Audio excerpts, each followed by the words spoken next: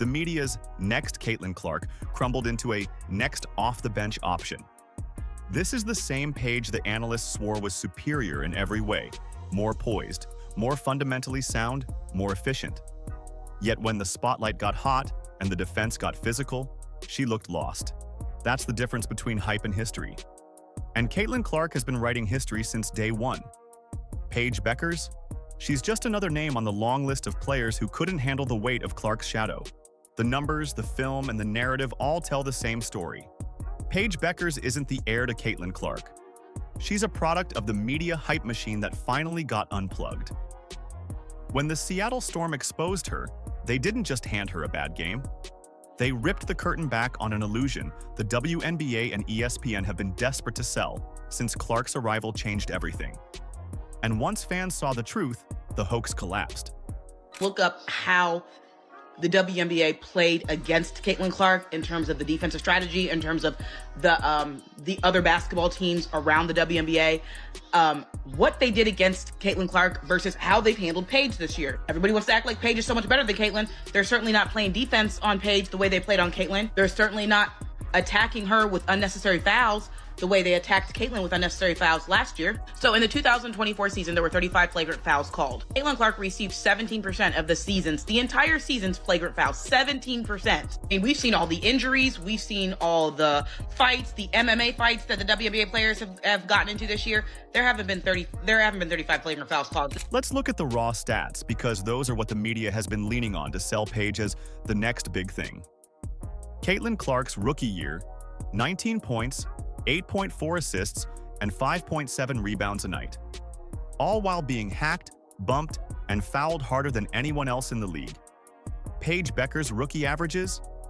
19.7 points, 5.3 assists, and 4.1 rebounds. On paper, she edges Clark slightly in scoring. And that's exactly what the hype merchants at ESPN screamed about.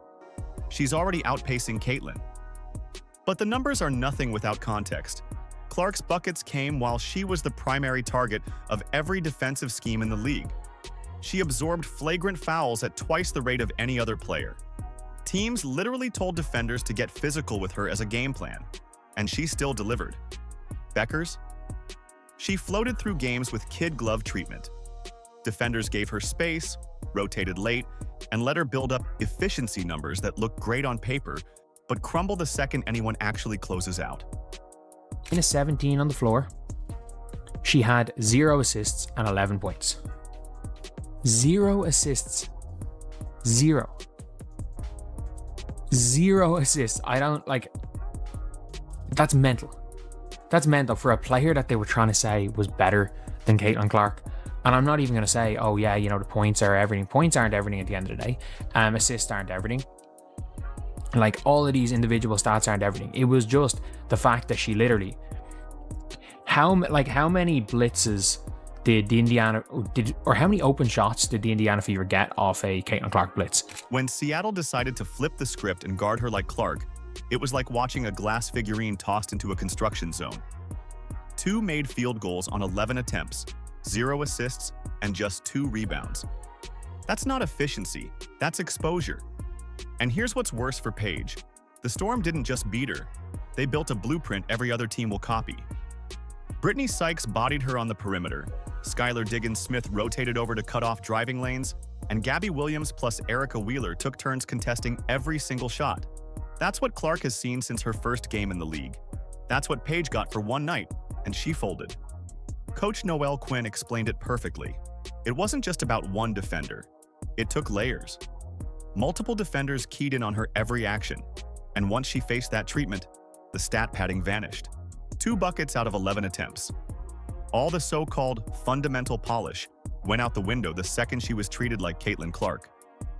When you guard a player like Paige, it's not just relying on, your guards, whoever has the main matchup, but it becomes a team picture and understanding, rotations on the ball, off the ball.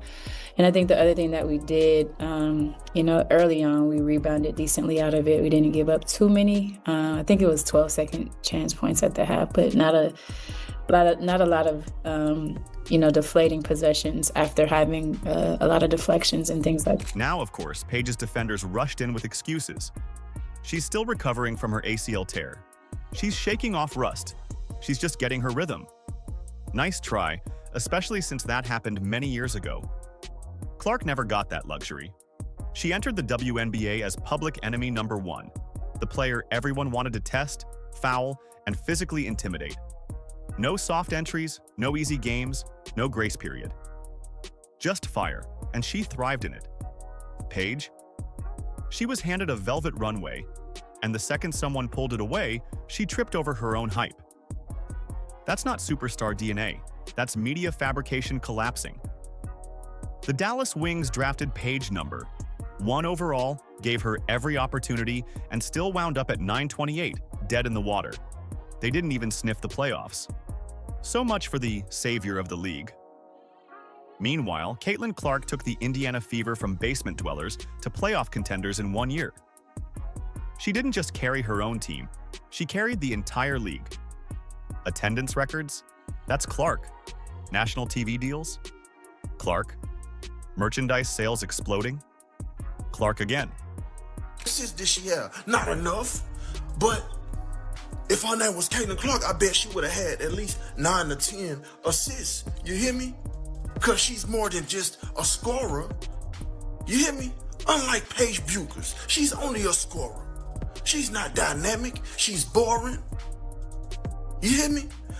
Clearly she fits the narrative, but she can't handle being double team or triple team. Paige couldn't even stop her team from sliding into irrelevance in her first season. And this is the next Caitlin Clark? Please. One is a generational talent who literally transformed women's basketball. The other is a nice player who got gifted headlines she didn't earn. And this is the part fans are fed up with. The media spent months insisting Bueckers was superior to Clark. They highlighted her higher shooting percentages without mentioning that Clark takes 30-foot threes while Paige coasts on open mid-range jumpers. They ranked her above Clark in mid-season lists as if 6 weeks of basketball erased everything Clark has done for the sport. It was a manufactured rivalry built on sand. And when Seattle turned up the physicality, the whole structure collapsed. Fans saw it. Social media saw it. The Emperor had no clothes, and the Paige Bueckers, Caitlin 2.0 narrative dissolved overnight. Did you just say Paige Bueckers will save the WNBA season? This season? The same Paige Bueckers that's dating Elmer Fudd? The same Paige that plays in front of empty civic centers for the Dallas Wankers? You expect me to believe she is going to save the WNBA season? She can't even sell out home games. Matter of fact, she doesn't come anywhere close to selling out games. The Wankers rank near the bottom of the league in attendance. Here's the bigger problem. The league keeps trying to force-feed rivalries that don't exist. They think they can copy-paste Clark's impact by propping up anyone with a stat line and a decent jump shot. But here's the truth. Caitlin Clark isn't just another player. She's Tiger Woods. She's Serena Williams. She's LeBron James. She transcends the game. You don't manufacture that. It happens once in a generation, maybe once in a lifetime. Paige Bueckers is not that. She never was. And pretending otherwise not only insults Clark, but insults the fans who know better. You can't fake greatness. You either have it or you don't. And Caitlin Clark has it in spades. The Storm didn't just beat Paige. They pulled back the curtain. They showed the WNBA and ESPN that no amount of glossy highlight reels or efficiency stats can cover for a player who isn't ready to be the face of the sport. They exposed the hoax. And now, the narrative is in ashes. You know what Paige Bueckers did every time the blitz came her way? Give up the ball and never look to get it back again. She just gave up. That is what we are talking about. You guys are running around and acting like everybody's getting guarded like Caitlin Clark, and it's not the truth. It's not facts at all. It's not facts at all. Paige Bueckers finally got a taste of a glimpse of what that tastes like. Meanwhile, Clark continues to prove night after night that she's the real deal. She's putting up numbers under relentless physical pressure, setting records in hostile environments and carrying a franchise and a league on her shoulders. That's not hype, that's reality.